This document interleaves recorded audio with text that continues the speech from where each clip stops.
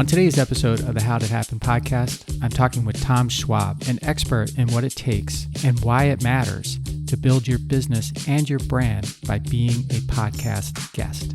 What's the goal? What are you trying to do? Because we'll have some people that'll come to us and say, I want to get on podcasts. Well, that's not a goal. That's a means to a goal. And you'll find if that's your goal, you're going to get bored after about 5 or 10. What's the ultimate goal here? What are you trying to accomplish with this over the next year? And then let's use how we can use this to achieve that goal. We talk about his time in the U.S. Naval Academy and his service as a nuclear propulsion engineer. He sort of came to podcasting from a very, very different world. And Tom is a data-driven pro. He believes that more is not better, better is better. He also preaches that podcast guesting is better than podcast guessing. And he tells you what that means in the episode. So I'm thrilled that Tom chose to be a guest on my show, and I think you'll be thrilled too. You can get a free copy of Tom's latest book called One Conversation Away by going to www.interviewvalet.com/HIH for the How Did It Happen podcast. Do that right now and enjoy the show.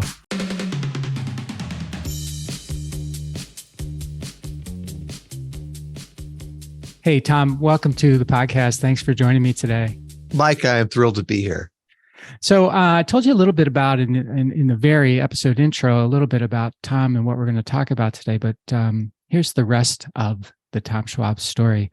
So Tom Schwab is an entrepreneur, an engineer, a U.S. Naval Academy graduate, and an expert at the art and science of podcast guesting.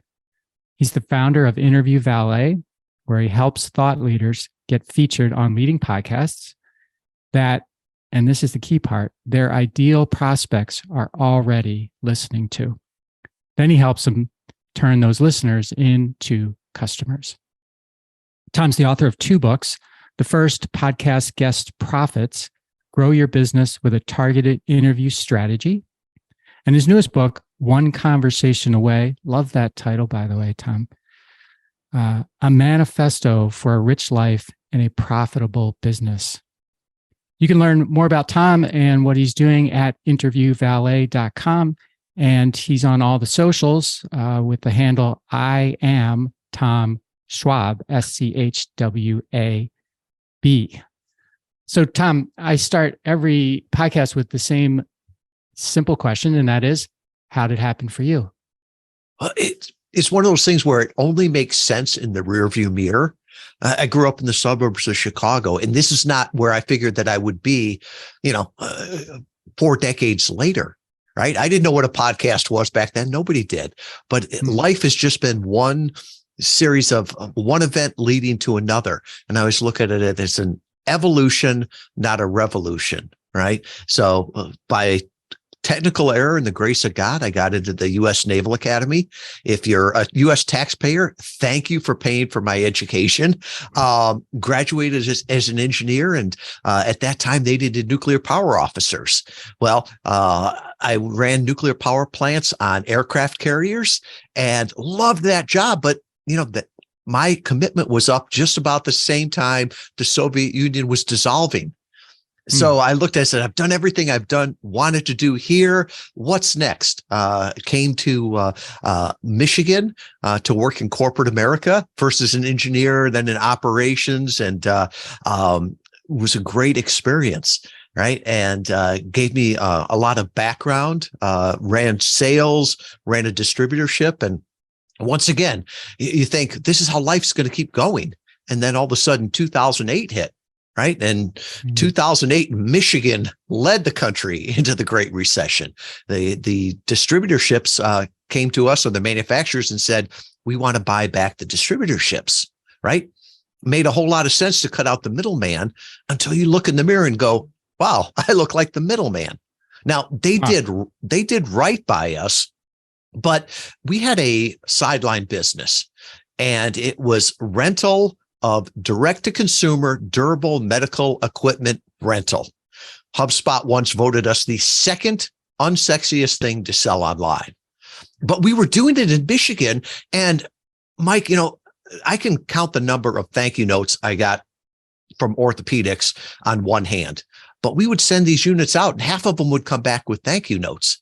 So I knew we were doing good with it, right? The question is, could we do well with it? And so I read a book by two smart guys out of MIT, Dharmesh Shah and Brian Halligan, who formed HubSpot. And I read their book on inbound marketing. I'm like, hey, this should work for e-commerce. And no one had ever tried it. So we tried it. It worked well. We were their first e-commerce case study, built it up from regional player to a national leader, sold it off. And then I started to think, well, remember how we used to guest blog to grow our business? I bet you could guest blog on podcasts as a guest, right? And that same way to get that know, like, and trust. And we started that about 2014. It was really early. Nobody knew what a podcast was. But as we were able to learn the process, get the data, build the team, we were really ready when podcasting took off in 2019. And now here I am in Kalamazoo, Michigan, leading a team of 30 people in Europe and North America. And most days I have to pinch myself on what I get to do. Huh. So, congratulations, by the way. That's the online business. Was that Goodbye Crutches? Is that the It was. Business? How did you come up with that name? Like, what was the?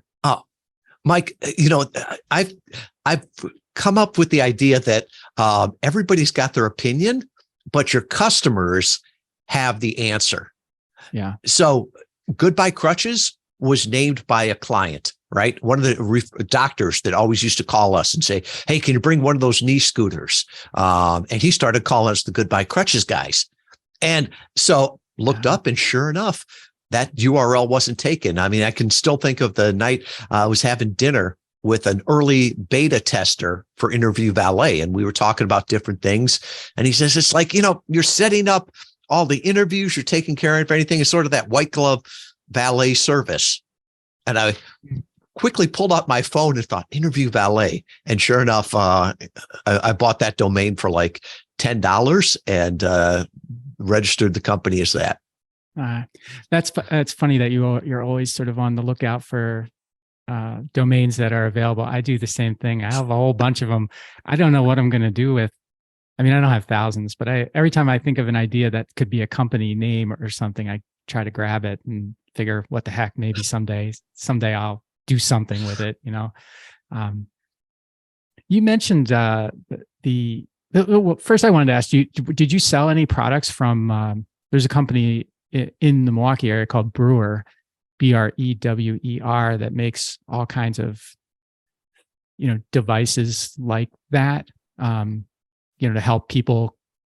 What is it? What do they call it? Convalesce to get better, Yeah, we did not. I'm familiar with them, but we were really focused on just one niche, one vertical, one product. And it really was nice because it allowed us to get expertise in there, get known. There were a lot of people saying you should do everything. Well, I didn't have the capital nor the time to do everything. So I'd rather do one thing really, really good. Some people call me an idiot savant. I joke some people don't know what a savant is, so they just say idiot. And you said the orthopedics didn't like it, but is that because you were competing with them for the sale of the scooter or whatever, Tom? No, actually, so it was just a sideline business, and orthopedics was fine. It's just when they wanted to start to go direct, and this was just a little almost passion business, or when it first started out, because I had clients that were orthopedic surgeons, and I remember them asking, where do you find these things? And back then they were incredibly hard to find. And so I showed them the business model. You buy these things and just rent them to your patients as a service. It would work great. And they all looked at it and said, no, I'll just call you. You take care of it. So it was just really a little sideline business that was never meant to take off. And then Goodbye Crutches became the largest distributor of crutch alternatives in the United States before we sold it. So tell me about the sale. What did you end up doing with it? Ended up selling some of the lines, some of the products, all the inventory we sold off. direct to consumer on that. Hmm. And it was interesting. One of the things I thought the market was going to be around longer than it was, right? And, Chinese imports came in that were unregulated or they should have been regulated by the FDA, but they weren't. And so all of a sudden, the quality went down, the availability went of them went up nationally, and then e-commerce got a lot tougher. Right. My hat goes off to people that are in e-commerce right now. That is a tough business. And I think, FedEx, UPS, and Shopify are making money on it. And Amazon, I'm not sure if many of the sellers are.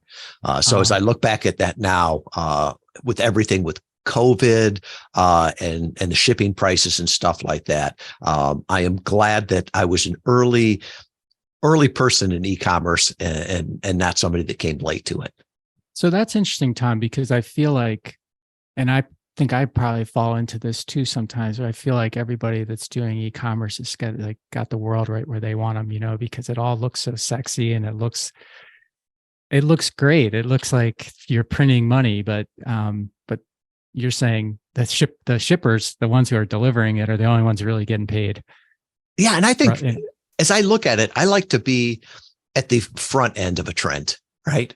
Where it's still messy. You're still figuring it out. It's still exciting. And then I think after whatever it is, a decade or whatever, everybody pretty much figures out the best practices. They do the same things. And I've seen that on podcast guesting too, right? Where we were early into it. We were probably the second agency out there. And while people were just trying to do these random connections, I'm like, just mass or just random exposure isn't doing it. So it's got to be more targeted. And then from my engineering background, tried to say, how can we make decisions based on data? And then also from my inbound marketing days, looking at it and saying, it's not just about an appearance, right? I've never understood PR. To me, this is marketing. If it doesn't make dollars, it doesn't make sense. So really looking at it from how could you use podcast interviews like we used to use guest blogs and take the best that we've learned before and start to refine it. Okay. So I want to back up for a second, if you don't mind. You mentioned that you attributed a technical error to you getting into the Naval Academy, and I wanted to make sure I understood what you meant by that. It was a complete clerical error. So you cannot be in the military if you have depth perception, right?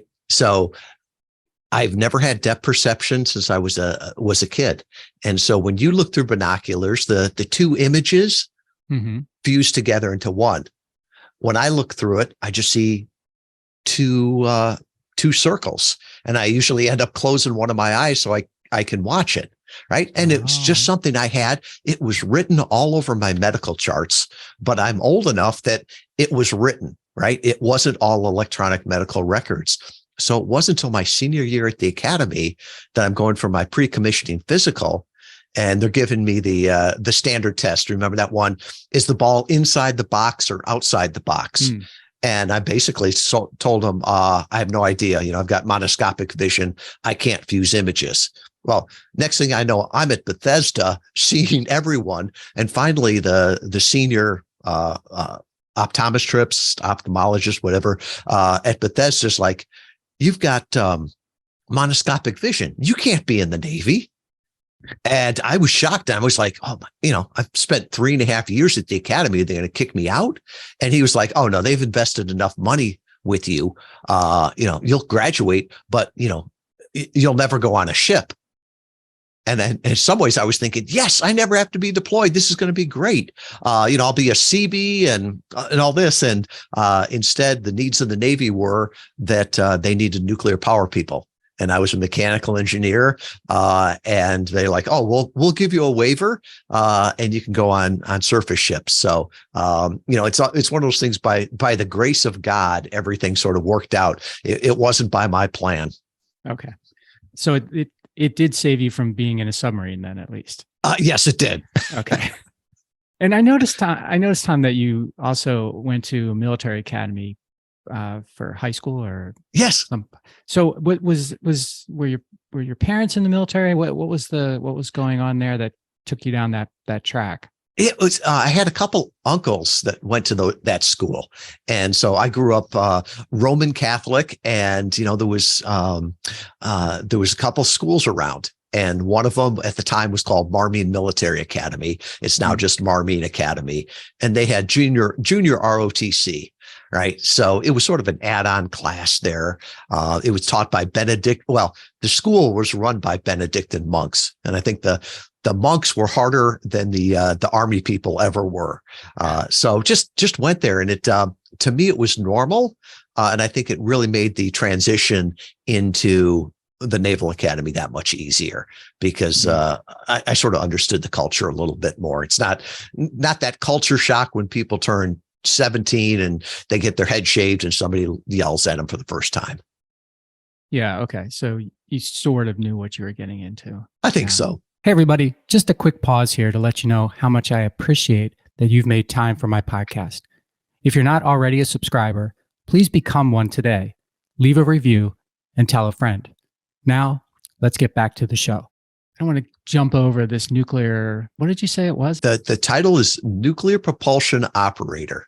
So okay. So tell me in as much technical but layman understandable terms what that actually means. Like, what does it mean to be that? And how do you do that on a ship or whatever? It's scary to think about it now as I look back. Right now, as we talk, there are people running nuclear power plants on submarines, on aircraft carriers. The vast majority of them are enlisted, right? So they're high school graduates.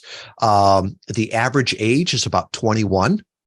And they're very smart, very, very educated through the Navy on how to safely run nuclear power plants. And I was one of the officers that was in charge of that. I ran one nuclear power plant, and then before I got out, I was in charge of overseeing the 2 nuclear power plants. And people are amazed by that they've been doing this for decades and decades, from the 50s, the 60s, and they've done it safely. They've done it reproducibly. And I think it's really because of the culture and the processes with it. And it always strikes me now when I hear people say, oh, you don't understand my business. My business is so complicated. I could never teach it. I could never find someone to do what I did.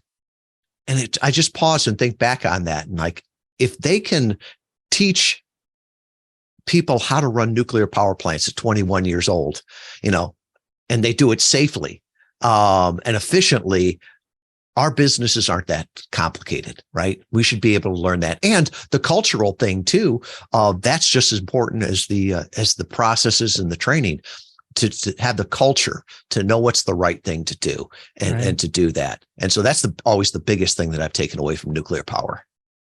And just from a practical, like a practical standpoint, is the nuclear power is powering the engine of the ship? Is that what's happening? Mm-hmm. So nuclear power is basically just boils the water to make the lights turn on and the propellers go. And you've used it in submarines since the 50s, and then in aircraft carriers since the 60s. And so it's just running the plant, running all the machinery. Okay, got it. And is there like a nuclear power plant? Is there spent like nuclear rods in something like that, or is it a different type of technology? Same technology that you see, like I think in Illinois they used to have Zion nuclear power plant.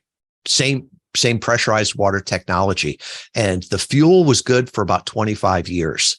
So every 25 years they bring it in, cut a big hole in the ship. They take the spent fuel out, they put the new fuel back in, and she's good to go for another 25 years.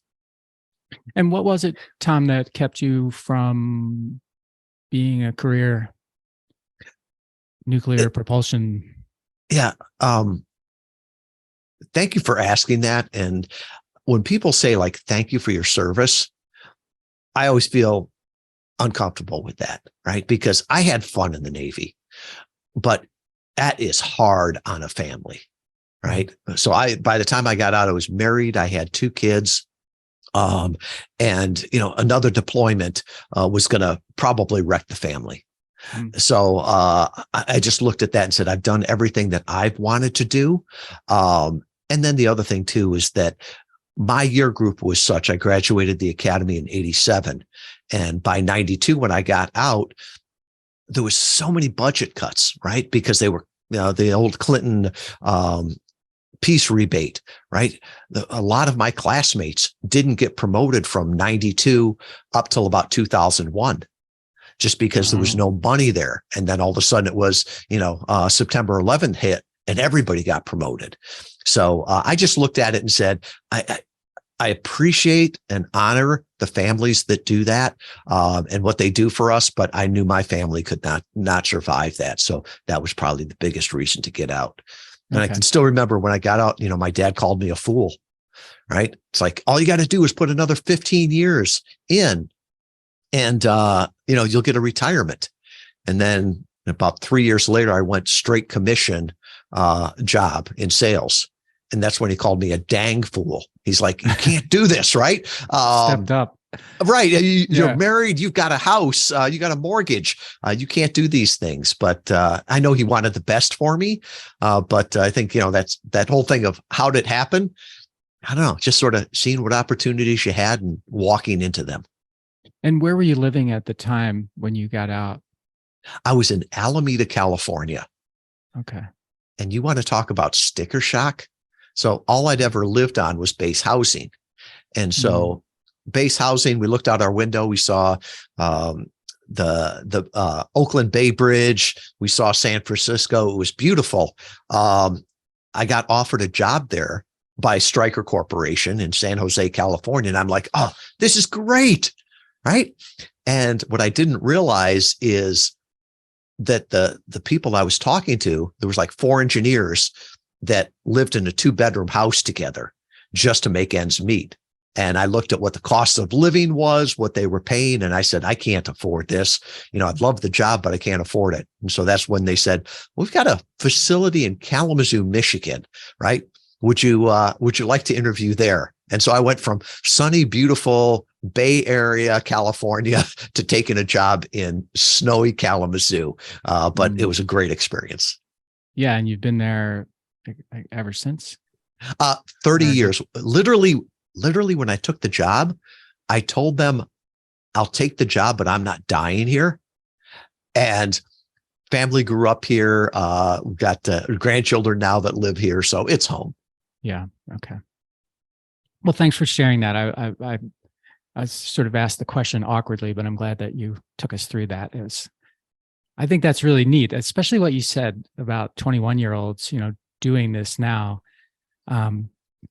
Because and I'm off on a little tangent here, but there's so much discussion about the value of college and what your prospects are out of college versus what what your prospects are, say if you enlist in the military or if you go to trade school or whatever. And obviously you went to a top college, but you've been around all these other people that in the right situation with the right leadership, with the right training, they can do anything or nearly anything or lots of things that you wouldn't ordinarily think without, a degree of some sort. Yes. Yes. And also believing in them. Yeah. Right. Oh, yeah. The same way somebody believed in me to do that. And I have to remind myself that as a leader, right? Are they going to do it perfectly? Are they going to do it as well as I would? No, but that's my job is not to keep doing that for the rest of my life, right? It's to build up that next level of leaders. And there was a thing in the Navy that said, you don't judge a ship by when the captain's there, judge the ship after the captain leaves. So does he leave a mess? Was it all personality driven?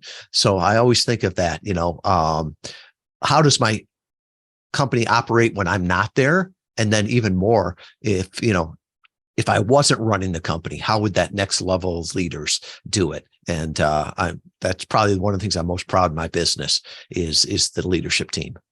That is what you just said there is so important. First of all, this, once you're gone, what have you left behind? There's so many stories about that. It's almost like the stories about people who have,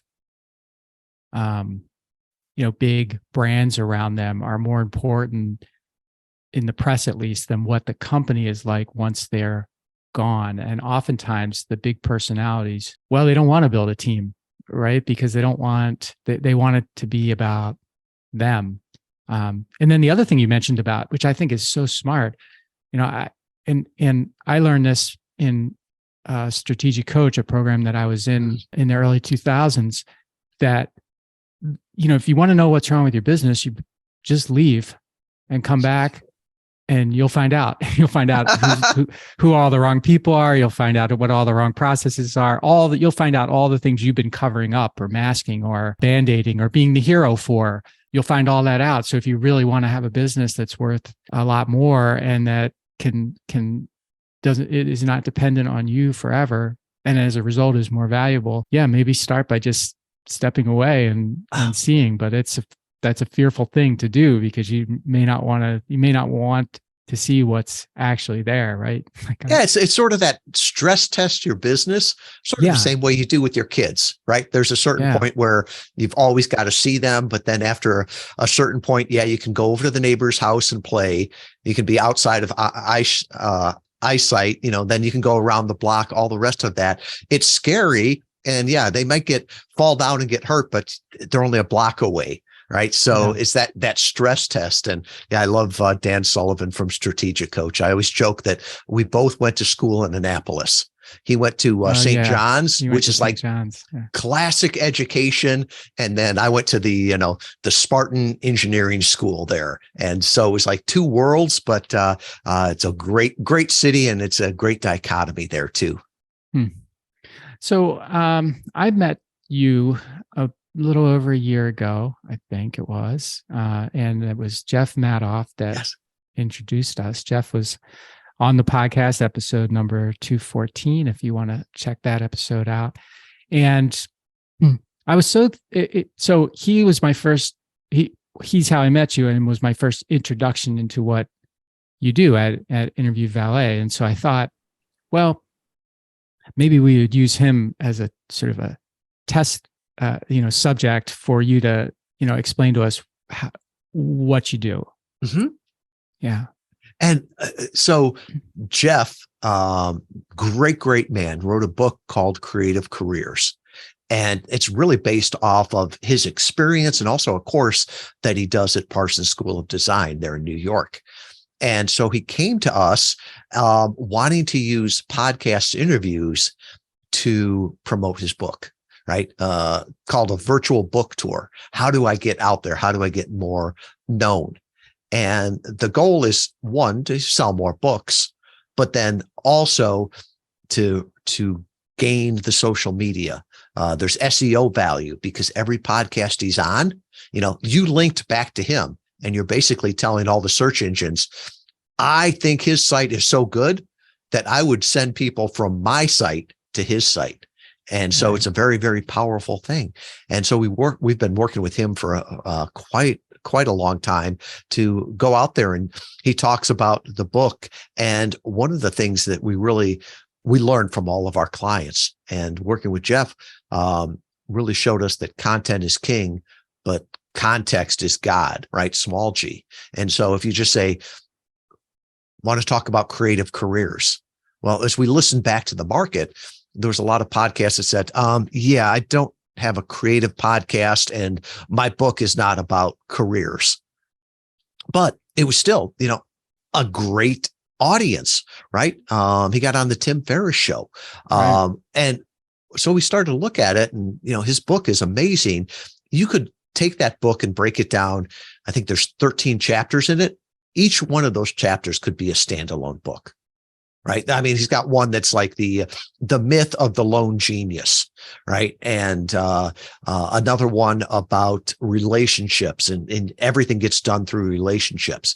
And so we started to take those and really work with him to say, okay, on this podcast, let's really focus on this aspect of the book. right? And then at the end, he can always say, this is just one of the portions, in there. And it gives people a reason to go back and get the other portions of the book.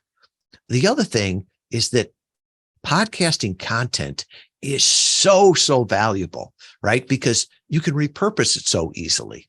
So now it's a proof source, and he can take that audio talking about that one chapter and he could turn it into a blog. He could make reels out of it. He could make social media posts out of it. You can get a month's worth of inventory out of every episode. And so, that's a way to really get the maximum return on investment of your money invested, but even more so of your time.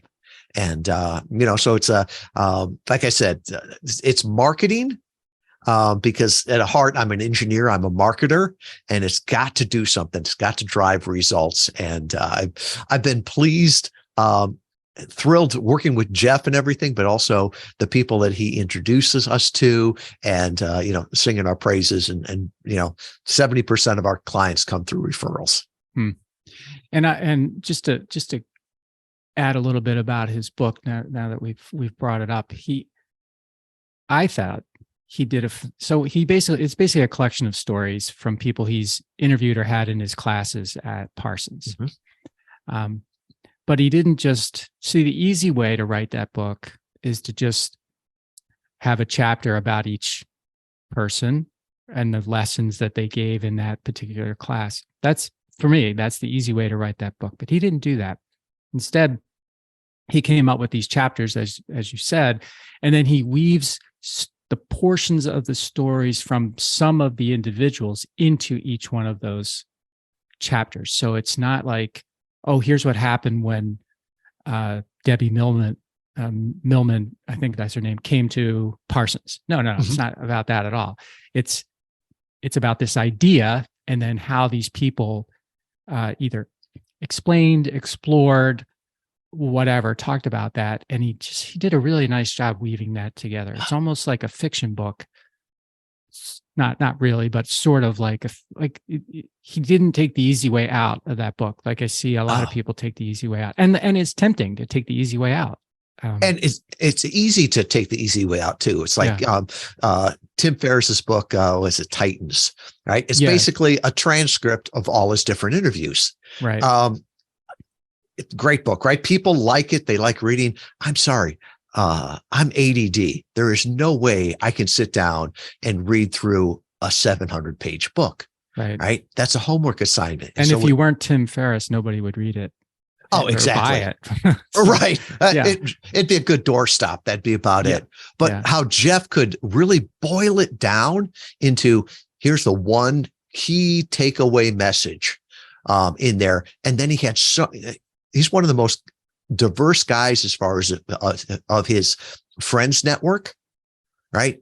Of who he knows. And he was able to bring in stories from different people. And there were certain people he would reference in there, and I would say, I have no idea who that person is. Yes. Yeah. But there was other people, and I'm like, oh, that is so great. You've got to interview them for your class. So it's like that cross-pollination of ideas and people. I think that's one of the great reasons that his book has such wide appeal, because everybody can find, of the 50 people maybe he quotes in there, there's like 10 that on your bucket list to have dinner with. And I'll get off of him in a minute, but I heard him on the Tim Ferriss show, and I heard him on a Strategic Coach podcast, one or the other. And I just reached out to him cold and said, hey, I was in Strategic Coach from blah, blah, blah. And he, responded, and then actually came on the podcast, which I was very surprised about. But ever since then, I've remained, in touch with him. And every time you meet this guy, and he's in his 70s, he will recommend a book, a person, a TV show, a documentary, something that's impacted him that he wants to share with you because he thinks it will, positively impact you as well. And now he's doing this musical called Personality, the Lloyd Price story, which is going to open in Chicago in May of 2023, I believe. So the guy is he's a creative he has had many creative careers. Let's put it that way. He has, and I think he's an example. Not you just put out, ask the question what we did for him. Yes, but I would say you could look at the same thing. What he has leveraged in podcasting, right? Because he is the ultimate in relationships, right? Yeah. There's some people that are very, very transactional. Jeff is relational. And I think that's what works out best in podcasting, because you'll hear somebody on a podcast and you feel like you already know them, right? Because they've been in your ears. He also does a great job of connecting with hosts, right? If there's an influencer that has this podcast that, you want to get in front of their audience, well, why wouldn't you want to build a relationship with the host? And that's one of the things that we teach our clients, but also one of those litmus tests, right? If they're just there to use and abuse an audience, we want no part of that, right? Our mission is to personally introduce inspiring thought leaders to millions of people they could serve for the betterment of all. And Jeff really lives out that, right? When he comes on a podcast, he's there to serve, right? And he realizes that the more value he brings for the audience, for the host, the more value he'll get from it, and realizing that it's not just a 30-minute interview. It's that first conversation that could grow into speaking at conferences, could be a new referral source, a good partner. It's sort of that idea of one conversation away. I'm so frustrated in marketing. Everybody's talking about you're one funnel away, right? And it's a good marketing thing. They built some business around it, but nothing in my life of value has ever come through a funnel, right? I did not meet my bride because I had the perfect funnel to put everything through. No, it was a conversation.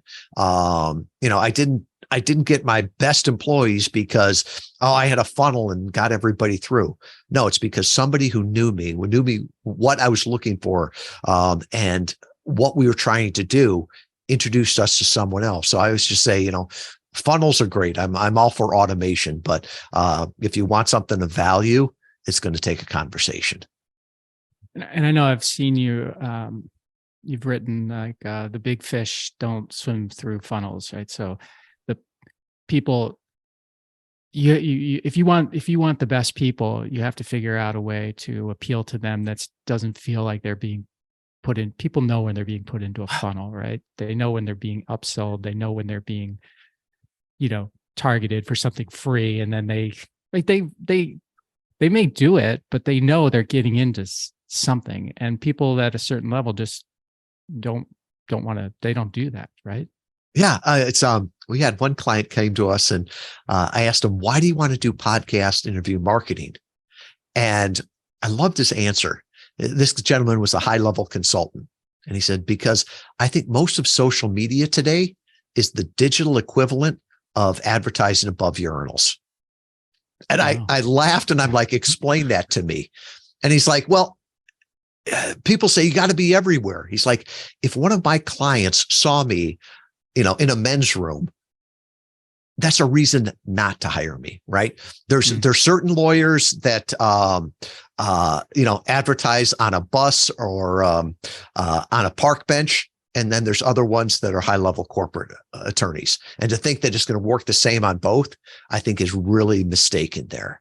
And I think in some ways, digital marketing can hurt your business with that.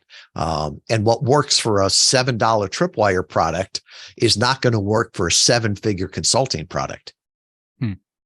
So in the bio that I read, we talked about, or I mentioned thought leaders. Like, so you work with thought leaders. I'd like to get, we went through the example of Jeff, but why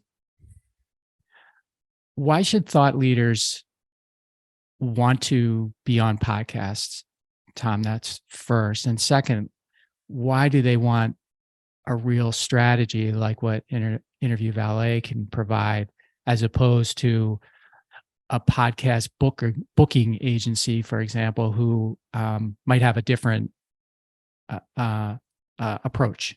Mm-hmm. Well, and I think my answer has changed drastically over this last month, right? Chat GPT, when that came out, to me, that at times it scares me and makes me so happy, right? The possibilities with it.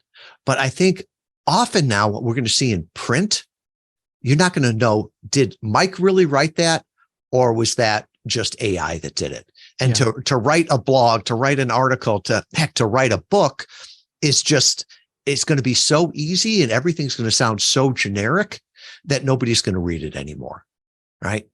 So is that going to cheapen the value of print? I believe it will. But right now, at least, AI is not good enough to replace audio or video. So if you want to get out there and get known, I don't see how you could do that with a blog or social media anymore. I really think you've got to get your voice out there and or your video out there so people knows it's you.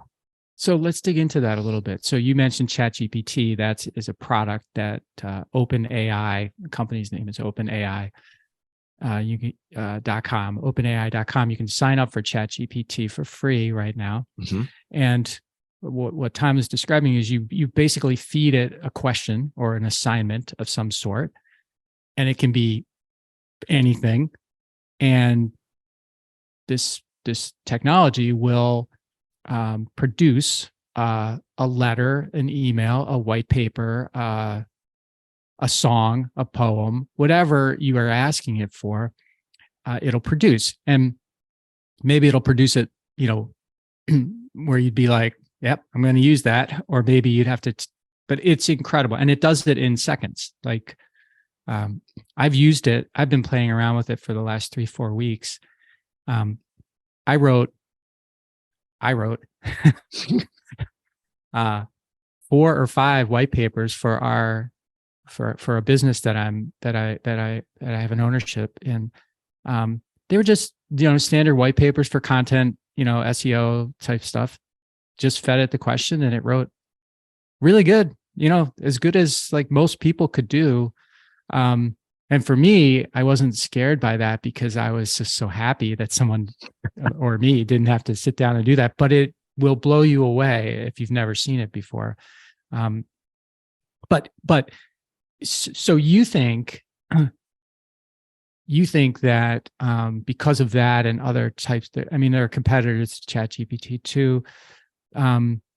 The value that people will place in something that's written will be diminished. Is that what you're saying? I believe so. Okay. Because the barrier to entry is so low now, right? It's so easy to write a blog. It's so easy to write an article, and at volume. So if it's easy for you and I to do it, it's also easy for the other billions of people in the world to do it. So okay. I think that volume is going to go up and the quality is probably going to go to this sort of middle of the road, right? So if I go in there and say, what are the 5 biggest mistakes to make on podcasts, right? I'm sure it'll give me out a great blog, but they're going to be the ones that everybody pretty much knew. There's not going to be anything cutting edge there. Yeah, right. And so I think the power of audio and the power of video is going to be so much more impactful, right? Because people will know, hey, that's really Mike talking. That's really Tom, because no computer AI would say and drop their G's on words as much as I do, right? Yes, and it'd be too clean. It's just too clean. Yeah. And so I think that the cutting edge of ideas is going to still be in audio and video because it's a little bit more raw. I don't know how long that's going to last, right? AI will get into there at some point, but I really think over the next 3 to 5 years will be the heyday for that. And I think you're right. I sorry to interrupt you. I have seen video of someone like Jerry Seinfeld, whatever, the computer that an AI produced, and it's pretty close. Like they don't produce the video, they produce the words that are then put on top of a video. But I think for those, as a person, I think you have to have so much stuff out there that most people will never have, in terms of source material for that AI to use, where it would be able to, replicate you fairly well. Like if you're a president or you're someone who makes speeches all the time, everywhere, that's a different, or a comedian, for example. But I think it would take a long time to get authentic about a most normal thought leaders, for example. Just a short break here to ask you a question. Have you read my book? It's called Ownership: How Getting Selfish Got Me Unstuck, and it's available on Amazon, Audible, and everywhere else. If you're looking for inspiration that will help you unlock your greatness and potential, order or download your very own copy today. And the other thing too is that it's the more automated the world gets, I think sometimes the more personal people look for. And I think audio is very personal. I think video can be very personal. If you look at what audio and video is working best right now, it's the authentic conversations, right? You look at podcasts, they're not like morning radio where it's all super edited and, zany, all this stuff. No, it's real conversations. And the same thing on video, right? It's the real background. It's the raw footage. Maybe even, it's just not super overproduced. Right. So I think that's one of the reasons that I think podcasting is starting to merge now too, right? 70% of podcasts have video. So podcasts are audio and video. And your second question there was, well, if that's what's going, right? If that's the new gold rush, why can't you just do more is better, right? Just find somebody to book you on more shows. Right. And my word for this year, every year I have a word, and when I turned 50, I gave myself extra words.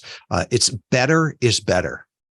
And a client actually brought this to me years ago. He said, more is not better, better is better. And Steve Acho is a recruiter out of the Detroit area. And he's like, if I give you 4 billion resumes, does that serve you better than if I just give you 3 people that are perfect? Which one is better? And this idea of more. No, I think it's better. Right. So the idea of how can you get on better podcasts, and better podcasts are not bigger podcasts. They're better podcasts where you can add value to the audience, right? It's your people. It's very targeted. It's very topical. And then how can you get better results from every podcast, right? What strategies can you use? And there are strategies, right? It's not just going out on random exposure. What data can you use to get better? The data is starting to get better in podcasting. And I honestly don't know how people could do it without the data. And I remember somebody saying, well, that costs a lot. I'm like, yeah, but without the data, you're podcast guessing, not podcast guesting. Right. And you're just wasting your time on that. What other marketing channel would you do just on, well, I feel this and I'll try this? No, there's got to be that data. And even to the point where, people will say, well, you can't measure the return on investment, or you can't measure the impact. And I'm like, if you do it right, you can. Right. It should be closed loop. You should know what's working because you should be doubling down on what's working and stop doing what's not working. Right. So to me, an analogy would be like, okay, if this is the gold rush, do you just want to grab a shovel, grab a pick, and look at any place in the ground? You may find gold, right? But most people will not. And even if you do find gold, if you don't know why it happened there, why that vein of gold is there, how will you ever get to reproduce the success with that? Yeah, you're just lucky. Yes. You're just lucky. Huh. So when someone comes to you, a Jeff or whomever, and they probably all come and say, hey, I've got a book, or hey, I've got this, and hey, I've got a coaching business or whatever, and I need to get more well-known. I need to get out there. They probably all come with this feeling that if I get on a lot of shows, it'll be great. And of course, based on what you already said, you're going to tell them, well, maybe not. Mm-hmm. But how do you help people get a clear strategy for what they want to accomplish, and then actually get them on the right shows? How do you, without giving away any secrets, how do you actually do that? I talk about this enough, and there is no secrets, right? Everything's out there. It's really just the execution. And you started with it. What's the goal? What are you trying to do? Because we'll have some people that'll come to us and say, I want to get on podcasts. Well, that's not a goal, right? That's a means to a goal. And you'll find if that's your goal, you're going to get bored after about 5 or 10, right? The novelty wears off. So what's the ultimate goal here? What are you trying to accomplish with this over the next year? And then let's use how we can use this to achieve that goal. The second common question is people will say, yeah, I want to get on Gary Vaynerchuk's podcast, or I want to get on Joe Rogan's podcast. Mm-hmm. They'll think of podcast and not audience, right? So don't think of what podcast you want to get on. Think of what people you want to talk to, because it's not always the podcast. And you can start to say, well, my people are like, they follow Gary Vaynerchuk, right? Well, your chances of getting on Gary's podcast as your first interview are slim to none, unless you know him, right? Yeah, or unless you're some big name that he wants to. Right. And he's probably reaching out to you already. Yes, of course. So what you're really saying is, I want to talk to his audience. Oh, okay. Now there's data that you can use. And you could say, okay, of all the people that follow him on Instagram, or, everybody that goes to Harvard Business Review, whatever it is, what podcasts do they listen to? And you can build lookalike audiences. And so that's really what we're doing with our clients. The first thing is, what's your goal? Is that achievable for podcast interviews? Who do you want to talk to? Right. Mm-hmm. So you've sort of got that, the message, the market, and then the machine is really, all right, once you get on that podcast, based on all of the data, the things that we're looking for, how are you going to move people from being just a passive listener to an active visitor to an engaged lead? Going back to the, analogy, I can take you where the fish are, but if you don't have the right gear, if you don't have the right idea of how you're going to land them and then get them in the boat, you're just going to spend a lot of time on podcasts. And we're data driven, right? IR engineer. And so we've tested this over and over. And like, here's something. Every digital marketer will tell you one call to action. I don't disagree with them. But on podcast interviews, we've tested this over and over. HubSpot's been a client of ours. They've looked at the data. If you give people 3 ways to say yes, it always converts best. And you think about it. If you're on a stage, right? You just don't tell the people, sign up for my newsletter. That's the only thing you can do. No, meet them where they are. Give people like a small yes. Give them a way to come back and get a free checklist, a free assessment, something that's not going to take a lot of time or money, right? The medium yes could be something that takes a little bit more time or money, right? I give my book away, your book is awesome, right? That would be an investment of more time than anything, right? Your ideal customers for coaching and stuff, the price of the book isn't the sticking point. It's, do I have the time to do this, right? Mm-hmm. So that's the small yes. Then the medium yes. The heck yes is if somebody hears you on a podcast interview and you are answered a prayer, right? They listen to you. This is a burning problem. Don't slow them down in a funnel, right? If they come with credit card in hand, wanting to talk to the wizard, let them talk to the wizard. So the heck yes is, if you want to jump on a discovery call, if you're a business owner that you think could leverage this, let's jump on a call and explore this. So meeting them where they are. And then the other thing is to send them to one page, right? Don't say, You can find me here on LinkedIn, here on Twitter. Here's my cell phone. All the rest of that will just confuse people. So send them to one place. And if you make it a unique place, then that's how you can attribute the traffic. Right. So, okay, I'll pull back the curtain, right? Give you an example.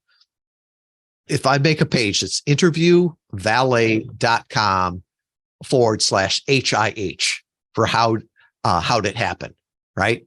If you hit that page, I know the only way you did that is because you heard Mike and I here, right? And then what's going to be there? The data says the first thing you show is the podcast artwork, right? Because you have no idea who I am, right? You have no idea what Tom Schwab looks like or Interview Valet's website. But when you see Mike's artwork there, it's going to be like, oh, I'm in the right place. And then it's some boilerplate text, hey, if you're here, it's because you heard Mike and I talking on the podcast. Here's some things that we talked about. And here's the three offers, right? The assessment will podcast interview marketing work for you, the free copy of the book. And then, hey, if you want to jump on a discovery call, it's right there. So it's one place, three offers. Correct. It's one place, three offers. Yes. Yeah. Okay. That simplifies things. I love that. So and thanks for taking us through that too, because the whole time I've been both. I've been a podcaster for a while now.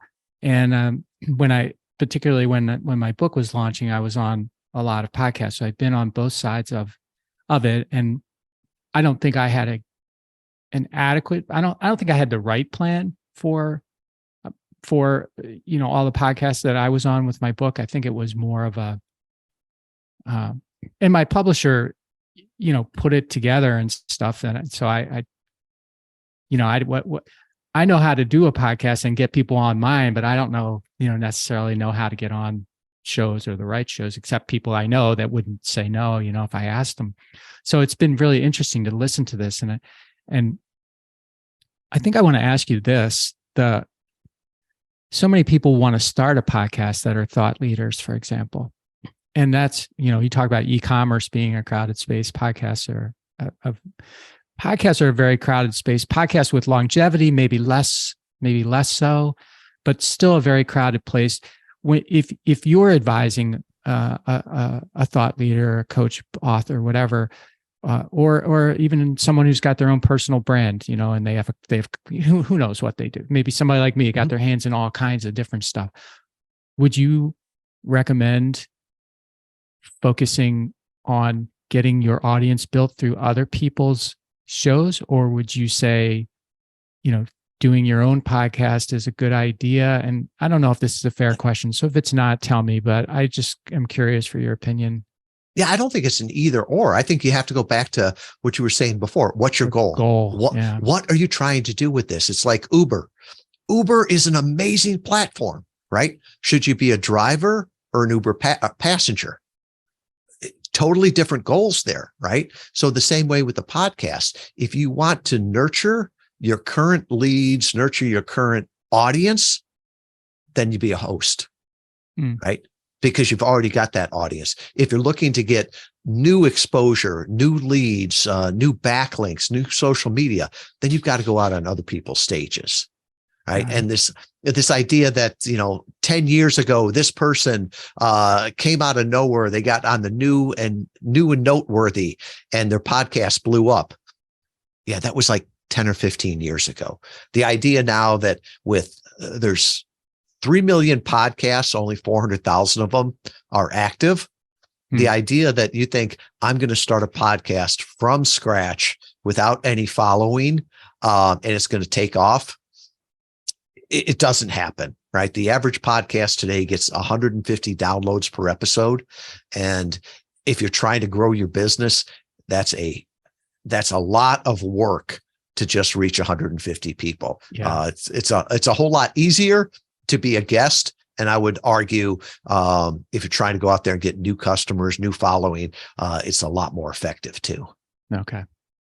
Well, I can say as someone who did start a podcast with no audience, for me, it was something I started because I was curious about it and I wanted to see if I could do it. But Tom is right. It's not easy unless you have a name that people will come to you no matter what you do.